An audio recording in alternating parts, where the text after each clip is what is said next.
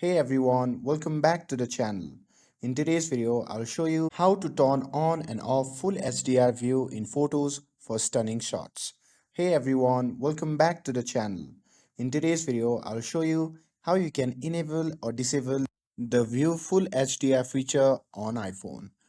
But before we get started, make sure to subscribe to the channel and hit the bell icon to stay updated. Now, let's begin. First, open the Settings app on your iPhone, and once you have opened that, simply scroll down and tap on Apps. Now, in the App section, look for the Photos option and simply tap on it. And once you see the interface like this, you can scroll further and you will be able to see View Full HDR option. If you want to view HDR image in their full resolution, simply toggle it on, and if you rather not see full HDR photos, just toggle it off. And that's all there is to it. I hope you found this video helpful. If you found this video helpful, don't forget to like, share and subscribe to get updated for more videos. Thanks for watching and I'll see you in the next video.